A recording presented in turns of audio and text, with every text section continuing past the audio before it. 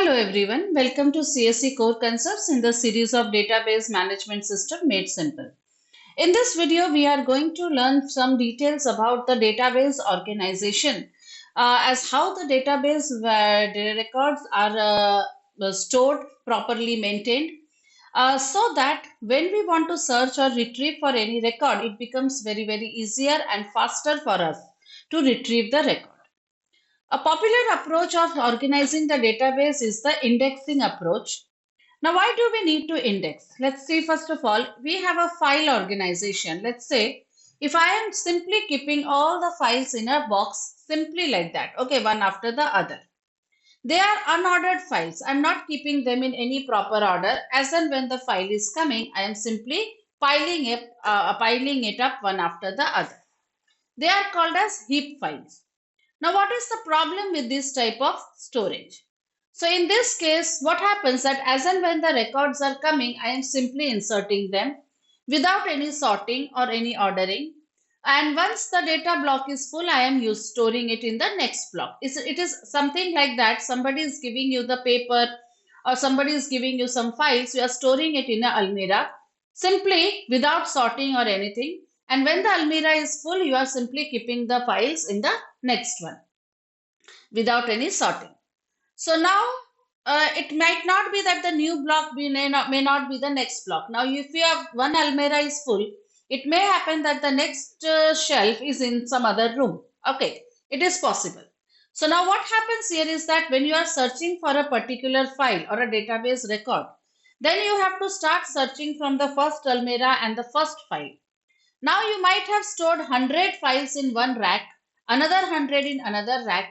So you can imagine the time required and the exhaustiveness you will feel for searching a particular file from the rack. So this is a very improper approach. It is a linear search, you can say that you might, if you have missed my videos on the data structures, I suggest you to go through those videos where we have discussed very interestingly what is a linear search. So if you have very few number of records, then in that case linear search is okay. But you have lakhs of records, thousands of files, then in that case it becomes very exhaustive.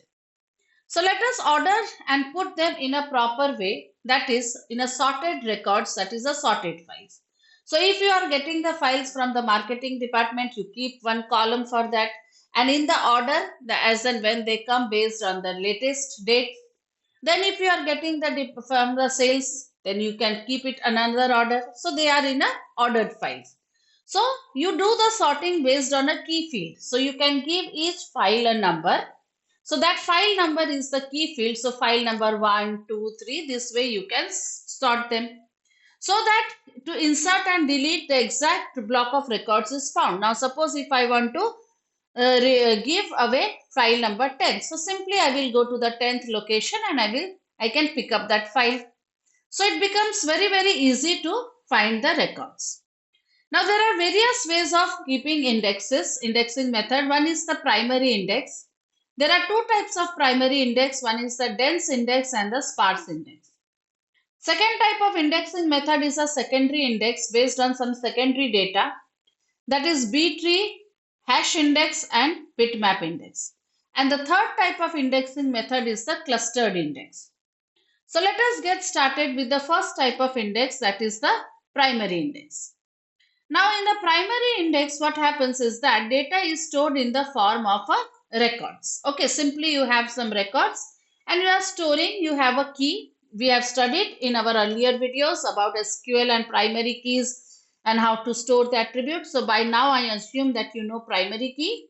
So if you do not know what is the primary key, I insist that you go back my videos and please understand what is the primary key, what is the candidate key, so that it will be beneficial for you to understand these concepts.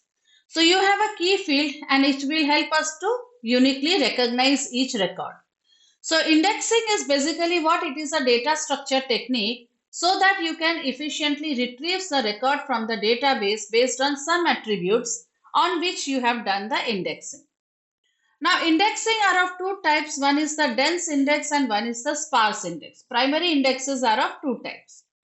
Now here there is an example of a dense index where you can see an index record for every search key value is in the database. Let's assume that this is your database. Now in this database you have some 8 records, 10, and this is the primary key. That is the file number you are giving, let's say.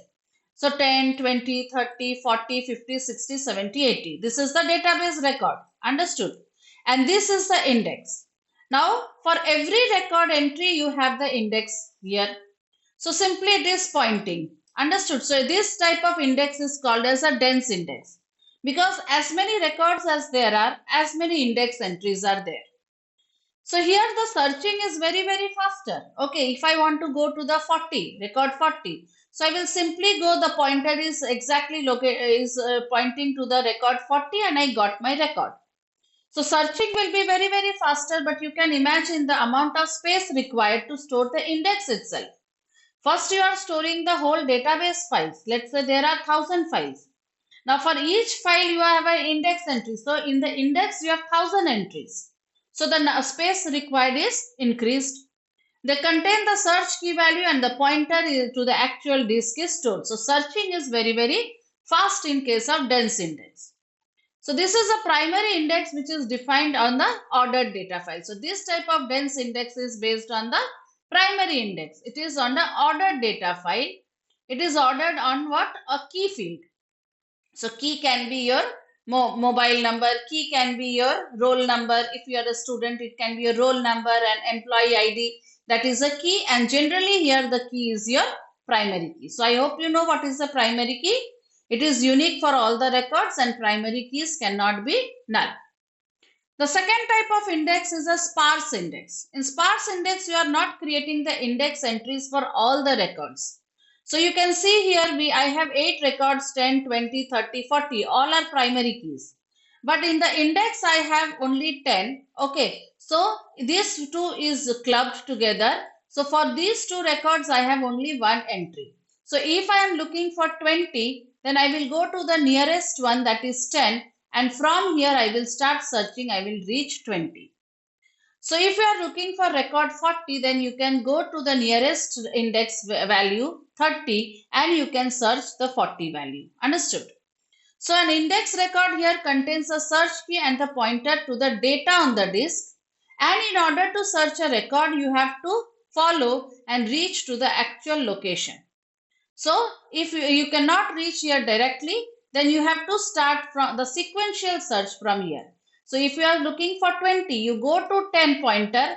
This is not the record you are looking for. So now you start your sequential search to look for the records 20. So this is what a sparse index. It is not as dense because it does not contain as many entries as the database records. Then comes the another category, that is the secondary index. Secondary index are the alternate means of accessing in addition to primary keys. So primary keys are the primary ones, okay, based on which you can do the searching. But you know what are candidate keys? Candidate keys are the superset of the keys which are uniquely identified. So based on any of the candidate keys also you can perform the searching. So it improves the performance as it simplifies the search for specific records within a database. And these can be created and can be dropped anytime because it is not a primary key. So you can even drop it. Now there are various types of secondary indexes. Let's say B tree. B tree is what a balanced tree commonly used in relational database for efficient searching. It is a balanced tree. Second type of a tree is a hash index. Hashing, it is a type of indexing that is used to map data to a specific location. Hash type of indexes are basically used in non-relational databases like NoSQL, and they help in faster access, NoSQL data. And then comes the bitmap index, where a bitmap is used to represent each data in the database, and each bit in this bitmap refers to a specific record in the database. So these are, none of them are neither your hash value, neither your B tree value, neither your bitmap value. None of them are your primary keys. So they all are working on the candidate keys or any other non-keys. Hence they fall under the category of secondary indexes. So bitmap indexes are most common used in some business applications or data warehousing, and they provide efficient access to large amount of data. When you have huge amount of data and searching with the primary key is almost taking equal amount of time, then you can go for this type of search techniques. Then comes the clustered index. Clustered index determines the physical order in which the data values will be stored. So when it is defined on a specific column, so data to be inserted is in the sorted order. So if you are storing the data on a sorted order, it is very easily so. Now let's say, for example, consider this table. This is a student table where I have some columns called as roll number, name, gender and the mobile number. Among them, the roll number field is my primary key.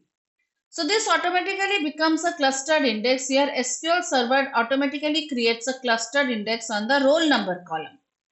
The rows are physically stored in the ascending order based on the roll number, and you can see on the based on the name specifically. Okay, not only the roll number but the name. So if you are sorting only based on the roll number, then you will get 3, 4 and 5. But here we are storing also indexing based on the name, alphabets of the name. So I hope you understood what are the different types of indexing. And we are going to see a very popular approach of storing in the database, that is called as hashing, and how to perform hashing and how to get rid of collisions in hashing. That will be discussed in the upcoming videos. So don't forget to like, share and subscribe to CSE Core Concepts to get the details. Thank you.